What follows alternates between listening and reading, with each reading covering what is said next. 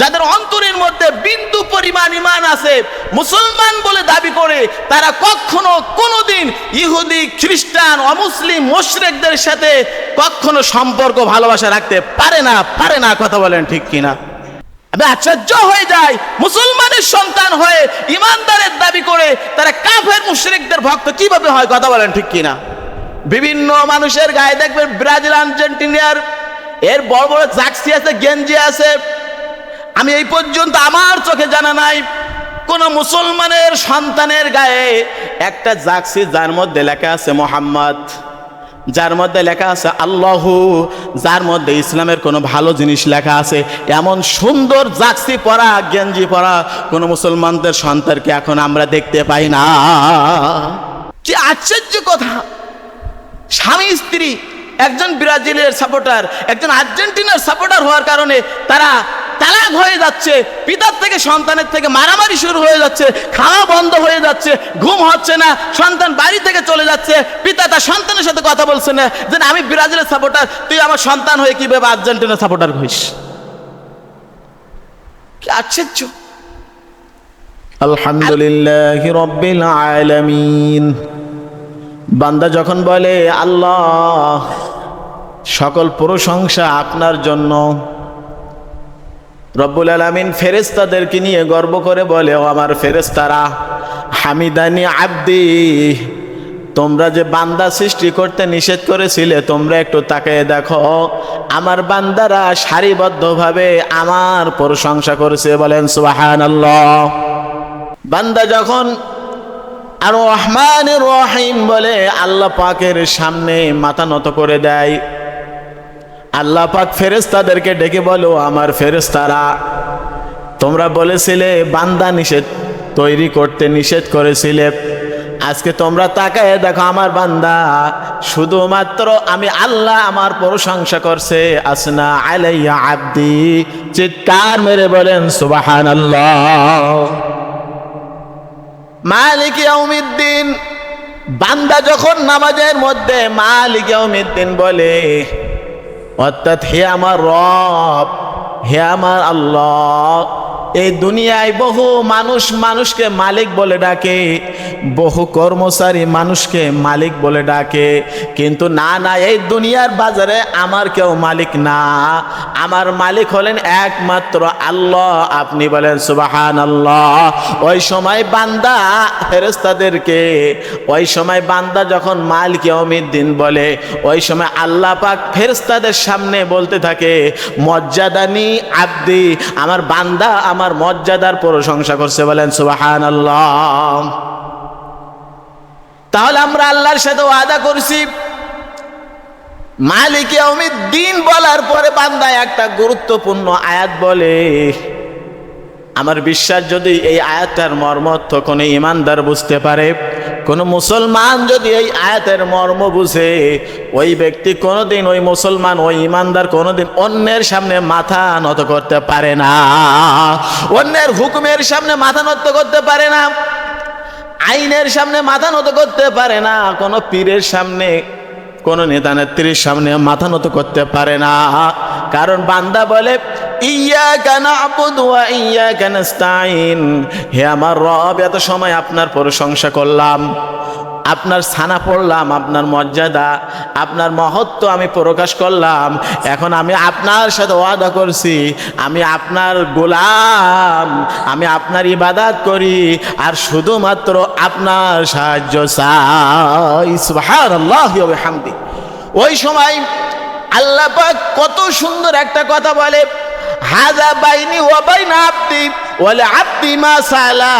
হে আমার ফেরেশতা, তোমরা শুনে রাখো, আমার বান্দার সাথে আমার সাথে সম্পর্কটা এমন হয়ে গেল, এই মুহূর্তে যে বান্দা এমন একটা আয়াত তেলাওয়াত করেছে, এই আয়াতের সাথে, বান্দার কথার সাথে আমার সাথে এত মহব্বত হয়ে গেল, আমার বান্দা এখন থেকে আমার কাছে যা চাবে আমি আল্লাহ তা দিয়ে দিব। সুবহানাল্লাহি ওয়া বিহামদিহি। হাযা বাইনি ওয়া বাইনা আব্দি ওয়া লিআব্দি মা সাআলা। আমার বান্দার আমার সাথে সম্পর্কটা এত বেশি গাঢ় হয়ে গেল, আমার বান্দা যা চাবে, আমার সাথে যা বলবে, আমার কাছে যা প্রার্থনা করবে, আমি আল্লাহ তার সাথে সাথে দিয়ে দেব। বলেন সুবহানাল্লাহ, আল্লাহু আকবার। আমরা হলাম সেই বান্দা, আমরা হলাম সেই গোলাম, আমরা সেই ইমানদার, আমরা সেই মুসলমান। কথা বলেন ঠিক কিনা? আমার প্রিয় বন্ধুগণ, এই জন্য আমরা যারা দৈনিক 5 ওয়াক্ত নামাজ পড়ি তারা তো 5 বার আদা করি, যারা 1 ওয়াক্ত পড়ি 1 বার আদা করি, যারা সপ্তাহে 1 দিন পড়ি ওই 1 দিনই আদা করি, যারা বছরে 1 বার পড়ি তারা বছরে 1 বার কিন্তু আদা করি। সকলেই আমরা কিন্তু আল্লাহর কাছে ওয়াদাবদ্ধ। আমরা কি আল্লাহর কাছে ওয়াদাবদ্ধ?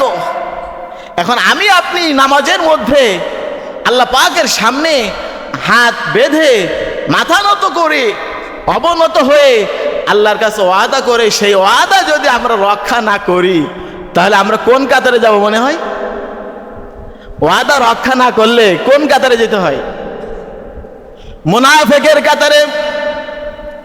এই জন্য বন্ধুগণ, নামাজের ভিতরে আপনি যদি এই বিষয়গুলো একটু খেয়াল করে পড়েন আর অর্থের দিকে আপনার মনটা দেন, নামাজের ভিতরে আপনি আনন্দ পাবেন, তৃপ্তি পাবেন। এমন তৃপ্তি পাবেন ওই মুহূর্তে দুনিয়ার কোনো সুখ, ওই মুহূর্তে দুনিয়ার কোনো বিষয় আপনাকে স্পর্শ করতে পারবে না। সুবহানাল্লাহি ওয়া বিহামদিহি। সাহাবাই কিরাম এভাবে নামাজ পড়তেন, এভাবে গোলামি করতেন, এভাবে আল্লাহ পাকের বিধান তারা তামিল করতেন, পালন করতেন। তারা যদি সোনার মানুষ হয়ে থাকে, কিসের কারণে হয়েছিল? এই কোরআনের কারণেই তো তারা সোনার মানুষ হয়েছিল, ঠিক না? সেই কোরআন আছে এখনো, সেই রাসূলুল্লাহর হাদিস আছে। তাহলে আমরা কি সেই আল্লাহ পাকের নৈকট্য অর্জন করতে পারি না? আমরা কি সেই সোনার মানুষের মতো মানুষকে আমরা হতে পারি না? পারি, কিন্তু আমাদের সেই কোরআনের সাথে সম্পর্ক বৃদ্ধি করতে হবে। কার সাথে বৃদ্ধি করতে হবে সম্পর্ক? কোরআনের সাথে, রাসূলুল্লাহর সাথে সম্পর্ক বৃদ্ধি করতে হবে। কিন্তু আমাদের সম্পর্ক কাদের সাথে? আপনি এখন মনে মনে যাবেন বিভিন্ন দোকানে, মার্কেটে আপনি যাবেন, যেই দেখবেন ওই জায়গায় বড় বড় ব্যানারে লেখা আছে আমরা সবাই ব্রাজিলের সমর্থক, ব্রাজিলের ভক্ত, আমরা সবাই আর্জেন্টিনার ভক্ত, আমরা আর্জেন্টিনাকে ভালোবাসি। কথা বলেন ঠিক কিনা? আমার প্রিয় বন্ধুগণ একটু খেয়াল করবেন, আজকে আমরা মুখে মুখে মুসলমানিত্ব দাবি করি।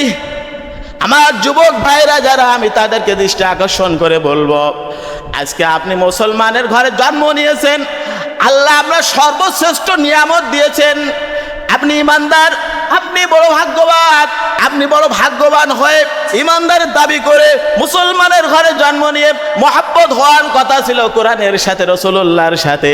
এই মহাব্বত কোরআন এবং রাসূলুল্লাহর সাথে না হইয়া আপনার মহাব্বত হয়ে গেছে আজ ব্রাজিলের সাথে, আর্জেন্টিনার সাথে। কথা বলেন ঠিক কিনা? আল্লাহর নবী সাল্লাল্লাহু আলাইহি সাল্লাম বলেন, আল মারু মা মান আহাব্বাহু, আল মারু মা মান আহাব্বাহু। এই দুনিয়াতে যার সাথে যার মহাব্বত থাকবে, যদি আপনার কোরআনের সাথে মহাব্বত থাকে আপনি কোরআনের সাথে উঠবেন। রাসূলুল্লাহর সাথে যদি আপনার মহাব্বত থাকে আপনি রাসূলুল্লাহর সাথে মহাব্বতের কারণে কিয়ামতের দিন উঠবেন। আর মহাব্বত যদি কোনো ব্রাজিল, কোনো আর্জেন্টিনা, কোনো প্লেয়ারের সাথে থাকে, কোনো খেলোয়াড়ের সাথে থাকে, কোনো কাফেরের সাথে থাকে, কোনো মুশরিকের সাথে থাকে, কোনো ইহুদির সাথে থাকে, কোনো নাসারার সাথে থাকে, কোনো বেঈমানের সাথে থাকে, কোনো ইসলামের দুশমনের সাথে থাকে, কোরআনের শত্রুর সাথে থাকে, এভাবে যদি আপনি মদ পানকারীদের সাথে যদি আপনি সম্পর্ক রাখেন, মহাব্বত রাখেন, কিয়ামতের দিন ওদের সাথে আপনাকে উঠতে হবে। আল মারু মা মান আহাব্বাহু। এই জন্য আল্লাহর নবী সাল্লাল্লাহু আলাইহি সাল্লাম সতর্ক করে বলেছেন, মহাব্বত রাখতে হলে রাসূলুল্লাহর সাথে মহাব্বত রাখতে হবে, কোরআনের সাথে মহাব্বত রাখতে হবে। আল্লাহর নবী সাল্লাল্লাহু আলাইহি সাল্লাম বলেন, তোমরা যদি মহাব্বত করতে চাও কোরআনের সাথে মহাব্বত করো। কারণ কোরআনে এমন একটি বিধান, এমন একটি কিতাব যে কিতাব তোমাকে এই দুনিয়াতে নয়, যতক্ষণ পর্যন্ত না তোমাকে জান্নাত পর্যন্ত না পৌঁছায় দেবে, ওই বন্ধু মহাব্বতের জিনিস কোরআন তোমার থেকে আলাদা হবে না। এজন্য যাদের অন্তরের মধ্যে বিন্দু পরিমাণ ঈমান আছে, মুসলমান বলে দাবি করে, তারা কখনো কোনোদিন ইহুদি, খ্রিস্টান, অমুসলিম, মুশরিকদের সাথে কখনো সম্পর্ক ভালোবাসা রাখতে পারে না। কথা বলেন ঠিক কিনা? জীবনের বড় অর্জনটা কি? আমি জীবনে বিরাট বড় অর্জন করেছি, 500 মিটার বড় পতাকা বানিয়েছি। আবার বিভিন্ন জেলায় দেখলাম, উপজেলায় দেখলাম ব্রাজিলের সমর্থকরা শোডাউন করছে, আর্জেন্টিনার সমর্থকরা শোডাউন করছে। আর্জেন্টিনার ব্রাজিল কোথায় তার ঠিক নেই। অমুসলিম, মুশরিক, ইহুদি, খ্রিস্টান, তাদের জন্য মুসলমানের সন্তানেরা এই দেশে বাড়িতে বাড়িতে, দোকানে, বিভিন্ন জায়গায় মারামারি পর্যন্ত করতেছে। কথা বলেন ঠিক কিনা? আমি আশ্চর্য হয়ে যাই, মুসলমানের সন্তান হয়ে ইমানদারের দাবি করে তারা কাফের মুশরিকদের ভক্ত কিভাবে হয়? কথা বলেন ঠিক কিনা? বিভিন্ন মানুষের গায়ে দেখবেন ব্রাজিল, আর্জেন্টিনার এর বড় বড় জার্সি আছে, গেঞ্জি আছে। আমি এই পর্যন্ত আমার চোখে জানা নাই কোন মুসলমানের সন্তানের গায়ে একটা জার্সি যার মধ্যে লেখা আছে মোহাম্মদ, যার মধ্যে লেখা আছে আল্লাহু, যার মধ্যে ইসলামের কোনো ভালো জিনিস লেখা আছে, এমন সুন্দর জার্সি পরা, গেঞ্জি পরা কোন মুসলমানদের সন্তানকে এখন আমরা দেখতে পাই না। কি আশ্চর্য কথা, কি আশ্চর্য কথা! স্বামী স্ত্রী, একজন ব্রাজিলের সাপোর্টার, একজন আর্জেন্টিনার সাপোর্টার হওয়ার কারণে তারা তালাক হয়ে যাচ্ছে, পিতার থেকে সন্তানের থেকে মারামারি শুরু হয়ে যাচ্ছে, খাওয়া বন্ধ হয়ে যাচ্ছে, ঘুম হচ্ছে না, সন্তান বাড়ি থেকে চলে যাচ্ছে, পিতা তার সন্তানের সাথে কথা বলছে না যে আমি ব্রাজিলের সাপোর্টার, তুই আমার সন্তান হয়ে কিভাবে আর্জেন্টিনার সাপোর্টার হইস? কি আশ্চর্য! আল্লাহ সুবহানাহু ওয়া তাআলা, আমার প্রিয় বন্ধুগণ, এই জন্য সূরা আলে ইমরানের 135 নম্বর আয়াতে কালিমা আমি আলোচনা করেছিলাম, আপনাদের মনে আছে নাকি? সাইদ ইবনে আব্দুর রহমান নামে একজন আল্লাহর নবীর সাহাবী, আনসারী সাহাবী, মদিনাতে উনি আল্লাহর নবী সাল্লাল্লাহু আলাইহি ওয়াসাল্লাম যখন যুদ্ধের জন্য চলে গেলেন, সাইদ ইবনে আব্দুর রহমানকে নিয়ে গেলেন। তার ভাই, আনসারী ভাই সাহালাবাকে বলে গেলেন, ও আমার সাহালাবা, আমার প্রিয় ভাই, আমি যুদ্ধে চলে যাচ্ছি, আল্লাহর নবী সাল্লাল্লাহু আলাইহি সাল্লাম আমাকে নিয়ে যাচ্ছেন, আমার পরিবারের দেখাশোনাগুলো তোমাকে করতে হবে। উনি রাজি হলেন সাহালাবা দেখাশোনা করার জন্য।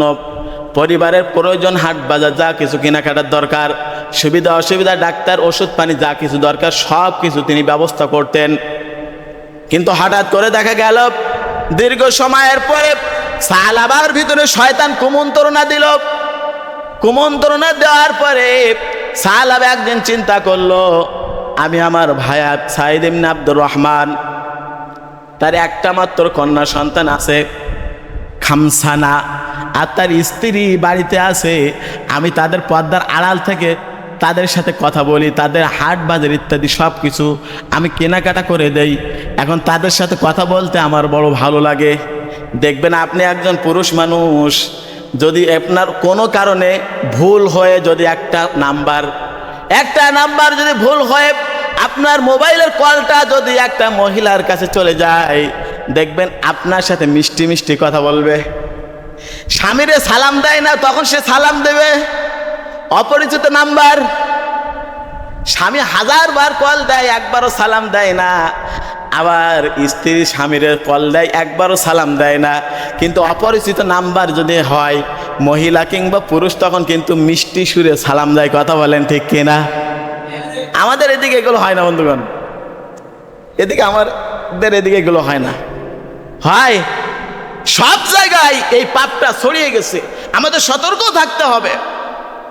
এই আয়াতের শিক্ষা হলো, এই সাহাবীর ভিতরে আল্লাহ এবং তার রাসূলের কত বেশি ভালোবাসা। দেখেন, ছোট্ট সামান্য একটা ত্রুটির কারণে তার কি অবস্থা হচ্ছে। সাহাবা চিন্তা করলেন, আমি আমার ভাইয়ের স্ত্রীর সাথে অর্থাৎ ভাবির সাথে কথা বলি, এজন্য ভাবির সাথে কথা বলা খুব সাবধান।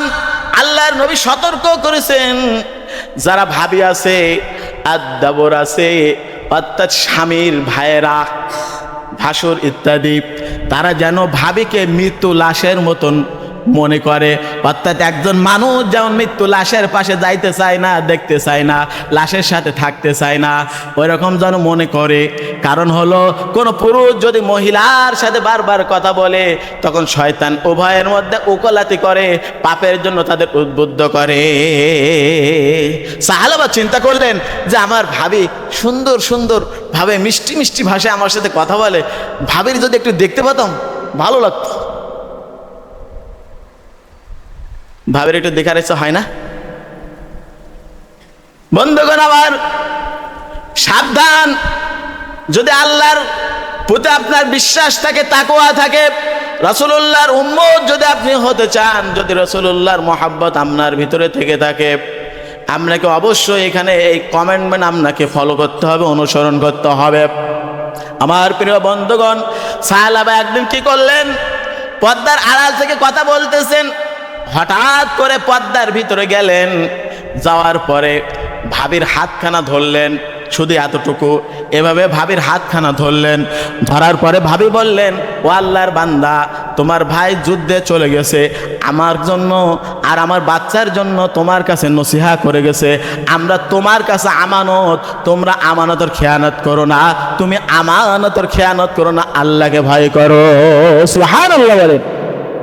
বন্ধুগণ, আরশে আজিমের নিচে যারা ছায়া পাবে, 7 শ্রেণীর ব্যক্তি আরশে আজিমের নিচে ছায়া পাবে, তাদের ভিতরে একজন ব্যক্তি হবে যে যখন কোনো ব্যক্তি পাপ কাজের জন্য উদ্বুদ্ধ হয়, পাপ কাজ করতে লিপ্ত হয়ে যায়, ঠিক সেই মুহূর্তে যদি সে আল্লাহকে ভয় করে, আল্লাহকে ভয় করে যদি ওই পাপ কাজ থেকে যে ফিরে আসে, তাহলে কিয়ামতের দিন আরশে আজিমের নিচে সে ছায়া পেয়ে যাবে।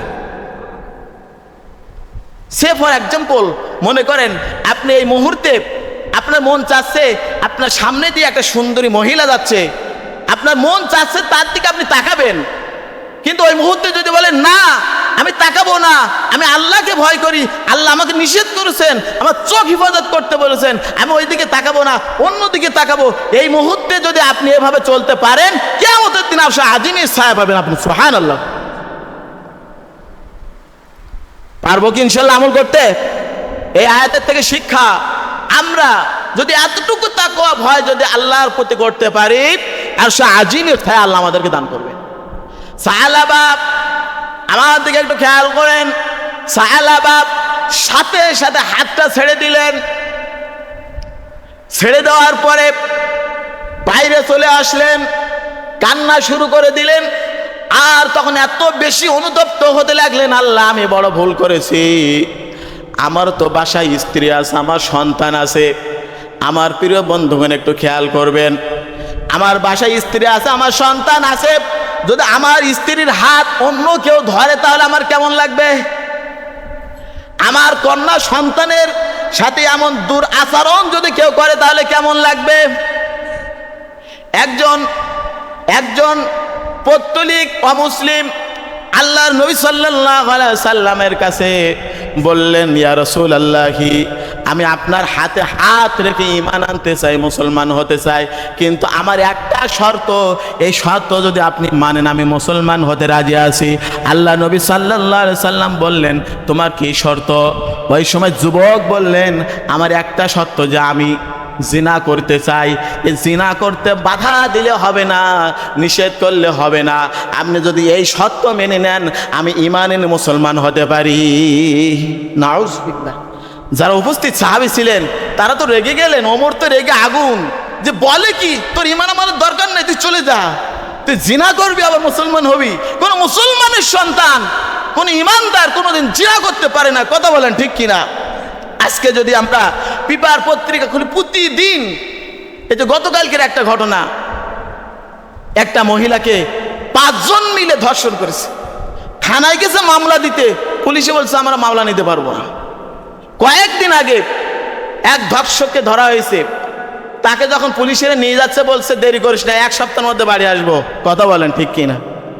এগুলো আপনারা দেখেন, আমি আশ্চর্য হয়ে যায়, আমরা কোন সমাজে আসলাম? কোন জামানায় এলাম আমি, পেলাম এখন সমাজ, লোক দেখানোর জন্য চলছে অধিকাংশ নামাজ। কোন জামানায় এলাম আমি, পেলাম এখন সমাজ, লোক দেখানোর জন্য চলছে অধিকাংশ নামাজ। আবার মসজিদের ওই মিম্বার হতে, আবার মসজিদের ওই মিম্বার হতে হক কথা না আসে, যাছিল তাও হারাতে বসছি অবশেষে গো, যাছিল তাও হারাতে বসছি অবশেষে। ঠিক কিনা বন্ধুগণ? আমরা কোন জামানায় কোন সমাজে আসলাম, আপনি অবাক হয়ে যায়। আল্লাহ নবী সাল্লাল্লাহু আলাইহি সাল্লাম বললেন, ঠিক আছে আমার সাহাবীরা তোমরা সবাই ঠান্ডা নীরব হয়ে যাও, কেউ কোনো কথা বলবে না। আল্লাহ নবীকে কেন রাহমাতাল লিল আলামিন বলা হয়েছে দেখেন। আল্লাহ নবী সাল্লাল্লাহু আলাইহি সাল্লাম যুবকের হাত ধরলেন, যুবকের হাত ধরে পাশে বসালেন, বললেন যুবক তুমি তো জিনা করতে চাও, তোমার মন জিনা করতে চায় ঠিক না? কয় হ্যাঁ আমার মন বেশিতে বেশি জিনা করতে চাই। আল্লাহ নবী সাল্লাল্লাহু আলাইহি সাল্লাম হাতখানা ধরে বললেন যুবক তোমার বাড়িতে তোমার মা আছে? কয় আছে। তোমার বোন আছে? কয় আছে। তোমার স্ত্রী আছে? কয় তাও আছে। সন্তান আছে নাকি? বলে কন্যা সন্তান আছে একজন। কয় তাও আছে। আল্লাহ নবী সাল্লাল্লাহু আলাইহি সাল্লাম বললেন তুমি মনে করো যদি কোনো বাইরের পরপুরুষ তোমার মায়ের সাথে যদি এই কাজটা করতে চায় তোমার কেমন মনে হবে? তোমার মায়ের সাথে যদি এই কাজটা কেউ করতে চায় তোমার কেমন লাগবে? যুবকের চোখ লাল হয়ে গেছে। এরপর বলছে যদি তোমার স্ত্রীর সাথে এই অন্যায় কাজটা কেউ করতে চায় তোমার কেমন মনে হবে? যুবক লাফ দিয়ে দাঁড়িয়ে বলছে হুজুর এমন কাজ যদি আমার স্ত্রীর সাথে কেউ করতে চায় আমার শরীরে যতক্ষণ পর্যন্ত রক্ত থাকবে আমি ওর ছেড়ে দেব না, ওর দ্বিখণ্ডিত করে দেব। যদি আল্লাহ নবী সাল্লাল্লাহু আলাইহি সাল্লাম বললেন তোমার বোনের সাথে এই কাজটা কেউ করতে চায় তোমার কি হবে? যুবক বললেন ওই যুবকরে আমি আর বাঁচাই রাখবো না, ওরে জাহান্নামে পাঠাবো। আমার কন্যার সাথে যদি এমন কাজ কেউ করতে চায় আমি তার বাসায় রাখবো না, আমার যতক্ষণ পর্যন্ত নিঃশ্বাস থাকবে ততক্ষণ পর্যন্ত ওরা আমি আঘাত করবো, হত্যা করব। আল্লাহ নবী সাল্লাল্লাহু আলাইহি সাল্লাম যুবকের মাথায় হাত দিলেন, বললেন বাবা যদি তাই হয়ে থাকে তুমি যে অন্যায় কাজটা করতে চাচ্ছ এটা কারো না কারো মা হবে, কারো না কারো বোন হবে, কারো না কারো কন্যা হবে, কারো না কারো স্ত্রী হবে, তখন তার কি অবস্থা হবে? আল্লাহ নবী সাল্লাল্লাহু আলাইহি সাল্লাম যখন এই কথাটা বোঝাচ্ছিলেন ওই যুবক চোখের পানি ছেড়ে দিয়ে বলেন ইয়া রাসূলুল্লাহ আজকে এই গুনার কাজটা আপনি আমাকে যেমন ভাবে বুঝিয়ে দিয়েছেন আর আমি বুঝতে পেরেছি, আজকে থেকে আপনার হাতে হাত রেখে ঈমান আনলাম, মুসলমান হয়ে গেলাম আর ওয়াদা করলাম আমার জিন্দেগিতে যতদিন পর্যন্ত আমি বেঁচে থাকবো এই অন্যায় অপকর্ম কোনোদিন আমি আর করব না। আজকে রামিসাকে শিশু সন্তান রামিসাকে ধর্ষণ করে হত্যা করা হয়, তার বিচার চাওয়া হলে এদেশের বড় তল্লাবাস নাকি সে হেসে কথা বলে, কই এটা মধ্যযুগীয় বিচার, এটা করা যাবে না। আমার প্রশ্ন তোর কাছে, যদি তোর নিজের সন্তানের সাথে এই কাজটা কেউ করতো, তোর বোনের সাথে করতো, তোর স্ত্রীর সাথে করতো, তোর মায়ের সাথে করতো, তাহলে তুই কি করতিস? কথা বলে। তখন বড্ড মনে পড়ে এ দেশ কিন্তু বিগত সময়ে ভারত আর ইসরায়েলের প্রেসক্রিপশনে চলেছিল, এখনো পর্যন্ত সেই ভারতের প্রেসক্রিপশনে দেশ চলছে, আমরা প্রেসক্রিপশন করতে পারি না। আমাদের প্রেসক্রিপশনে এখনো দেশ পরিচালিত হয়নি, এখনো পর্যন্ত ভারতের প্রেসক্রিপশনে দেশ চলছে। একটা ধর্ষককে যদি বাইতুল মুকাররমের চত্বরে নিয়ে যদি আল্লাহর বিধান অনুযায়ী তাকে যদি বিচার করা হতো, মুহূর্তের মধ্যে যত ধর্ষক ছিল সকল ধর্ষক এ দেশ থেকে পালিয়ে যেতে বাধ্য হতো। কথা বলেন ঠিক কিনা? কারণ শান্তি দিতে পারে একমাত্র পবিত্র কোরআন, আর কিছু দিতে পারবে না। কথা বলেন ঠিক কিনা?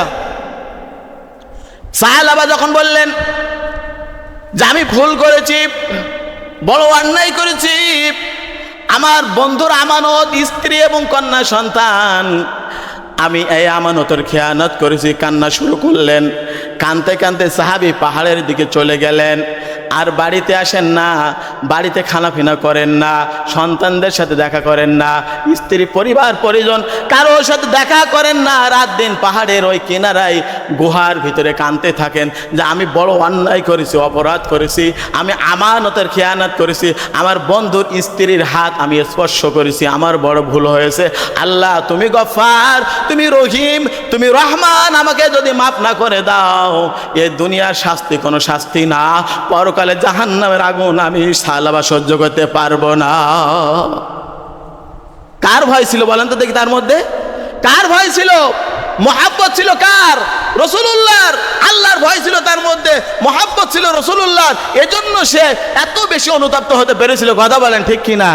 আজকে আমাদের মধ্যে সে আল্লাহর ভয় নাই, আমাদের মধ্যে রাসূলুল্লাহর মহাব্বত নাই, আমাদের মহাব্বত শুধু ওই খেলোয়াড়দের সাথে, ব্রাজিল আর আর্জেন্টিনার প্লেয়ারদের সাথে। কথা বলেন ঠিক কিনা?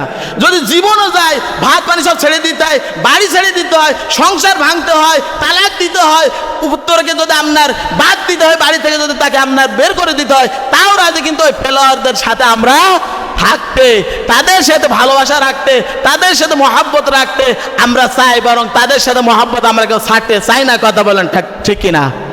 সব কিছু ছেড়ে দেবো, কিন্তু ওই প্লেয়ারদের ছেড়ে দেবো। আপনাদের মধ্যে এমন কি কেউ আছেন যারা ব্রাজিল এবং আর্জেন্টিনার ভক্ত? গেঞ্জি কিনেছেন, বানিয়েছেন, আমি আপনাদের হাত তুলে লজ্জা দিব না, কিন্তু আজকে এখান থেকে আল্লাহর ঘরে বসে নিয়ত করেন যে আল্লাহ আমি ভুল করেছি, জানতাম না, মহব্বত করার কথা ছিল আল্লাহ এবং তার রাসূলের সাথে, ভয় করার কথা ছিল ওই আল্লাহকে, আমি ভুল করেছি, আপনি আরে মাফ করে দেন। পারবো না ইনশাল্লাহ আমার যুবক ভাইরা? নিয়ত করতে পারবো না ইনশাল্লাহ? আপনি ওদের সাথে কি মহব্বত রাখতে চান? ইহুদিদের সাথে, খ্রিস্টানদের সাথে মহব্বত রাখতে চান? যারা লক্ষ কোটি কোটি ফিলিস্তিনি মুসলমানদেরকে, শিশুদেরকে, আমার আপনার মা বোনকে যারা রক্ত দিয়ে তাদেরকে গোসল করাইছে, তাদের হত্যা করেছে, তাদের লাশগুলো পর্যন্ত দাফন হতে দেয় না। কথা বলেন ঠিক কিনা? এখনো পর্যন্ত ভারত সহ বিভিন্ন জায়গায় মুসলমানদেরকে তারা জবাই করে বিভিন্নভাবে হত্যা করতেছে। ওই ইহুদি খ্রিস্টানদের সাথে কখনো কোনো মুসলমান, কোন ইমানদার মহব্বত রাখতে পারে? এই খেলা কোনো মুসলমানের সন্তান দেখতে পারে না। বড় বড় মোড়ে কিছুদিন পরে দেখা যাবে বিরাট পর্দার ব্যবস্থা, খেলা দেখতেছে। আফসোস, নামাজের সময় হয়ে যাচ্ছে, নামাজের খেয়াল নাই, খেলার মধ্যে মেতে আছে। মুসলমানের সন্তান কখনো এটা করতে পারে না। এটা আমার জন্য বলছি না বন্ধুগণ, আপনার ভালোর জন্য বলছি, আপনার মঙ্গলের জন্য বলছি। এটা আমার ভালোর জন্য, আমার কিছু পকেটে হাতে আসবে এজন্য আমি বলছি না, আপনার পরকালটা যেন ভালো হয়, আপনি যেন পরকাল মুক্তি পেতে পারেন, আল্লাহ রসুলের সাথে যেন আপনার হাসন নাসর হয়, আল্লাহ ওয়ালাদের সাথে যেন হাসন নাসর হয়, কোরআনের সাথে যেন আপনার হাসন নাসর হয়, এজন্য আমি কথাগুলো বলছি। তাহলে মহব্বত রাখতে হবে, রসুলুল্লাহর সাথে ভয় করতে হবে, আল্লাহকে। কথা বলেন। সাহাবা কয়েকদিন পরে সংবাদ পেলেন যুদ্ধ থেকে তার সাইদ ইবনে আব্দুর রহমান এবং আল্লাহ নবী সহ অন্যান্য সাহাবীরা সবাই চলে আসছে। মদিনাতে চলে আসার পরে যখন সবাই রাসূল এবং সাহাবীদের সাথে দেখা করার জন্য বিভিন্ন এলাকা থেকে যখন আসতে লাগলো, যুদ্ধ থেকে আল্লাহ রসুল সাল্লাল্লাহু আলাইহি সাল্লাম যখন ফিরে আসতেন, নিয়ম ছিল মদিনার প্রতিটা পরিবার থেকে, প্রতিটা বাড়ি থেকে সবাই দেখা করার জন্য আল্লাহর নবী সাল্লাল্লাহু আলাইহি সাল্লামের সাথে দেখা করতেন, যে আল্লাহর নবী কিভাবে ফিরেছেন, তার কোনো ক্ষতি হয়েছে কিনা, তার কোনো অসুবিধা হয়েছে কিনা, এভাবে দেখা করার জন্য সবাই আসতেন। কিন্তু সবাই আসলো, একজন ব্যক্তি আসলো না। সাইদ ইবনে আব্দুর রহমান খেয়াল করলেন বিষয়টা, যে আমার যে ভাইয়ের কাছে আমার পরিবারকে হেফাজত রেখে গিয়েছিলাম, ওই সাহাবারে তো আমি দেখছি না, কারণটা কি? বাড়িতে যাওয়ার দরকার। বাড়িতে যাওয়ার পরে যখন সব বিষয়গুলো জানলেন, জানার পরে তিনি চিন্তা করলেন আমার ভাই সাহাবা হয়তো ভুল করেছে, বাড়িতে আসে না। তার বাড়িতেও খোঁজ নিলেন, বাড়িতে আসে না। সাহাবাই খোঁজ করার জন্য তিনি বেরিয়ে গেলেন। সাহাবা ওই সময় একটা পাহাড়ের গুহার ভিতরে কান্নাকাটি করতেছিলেন, বলতেছিলেন আল্লাহ, ও আল্লাহ, আমি নফসের কারণে, শয়তানের ধোকার কারণে আমি বড় অন্যায় করেছি, আপনি আমারে মাফ করে দেন।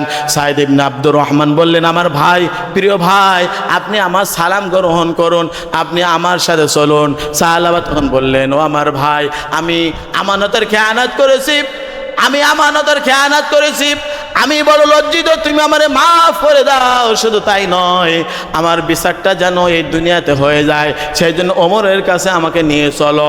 সাহাবাকে ওমরের কাছে নিয়ে যাওয়া হলো। ওমরের কাছে নিয়ে যাওয়ার পরে আখির দাওয়ানা আলহামদুলিল্লাহি রাব্বিল আলামিন।